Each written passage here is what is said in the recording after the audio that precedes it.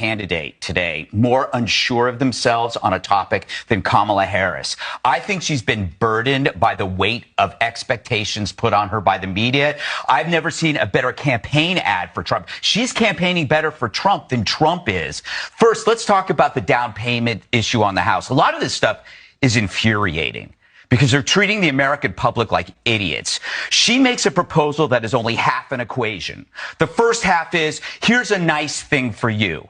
The second half is missing. Who pays for it? You saw this with student loan theft, described as forgiveness. Who paid for it? You paid for it. You see with immigration policy, who's footing the billions and all that free stuff? You're paying for it. Nothing is free. Nothing is free. And the sooner or later you figure that out, the better off you're going to be. And that's directed at Democrats who don't understand that these policies are going to sink this country. You know, if you cap prices, you increase scarcity by diminishing competition. People can call her a communist, but you gotta explain this because the media won't ask the follow-up questions. How do you plan on doing this? Please give me an example. Give me an example where industries got together in a room and decided to drastically increase prices. That doesn't exist. The only example they'll have is, oh, you know, a bodega raised prices on umbrellas when it rained.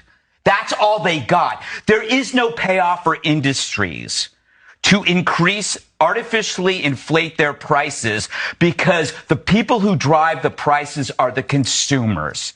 That is, if you want to understand supply and demand, it's the consumers who drive the prices.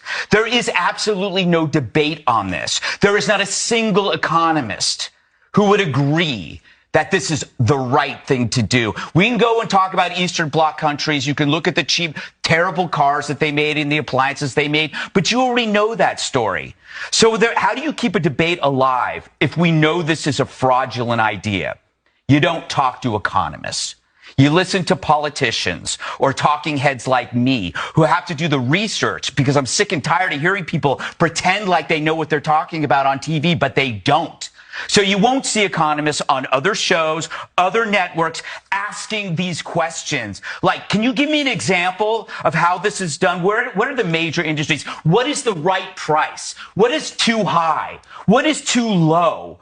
Can the government set prices based on not having a knowledge of an industry? What do you mean exactly by price gouging? How is that done beyond unique exceptions? Price gouging is a weak phrase directed at weaker minds. Can I just add? Bravo. Thank you. Go ahead. Kamala has no time to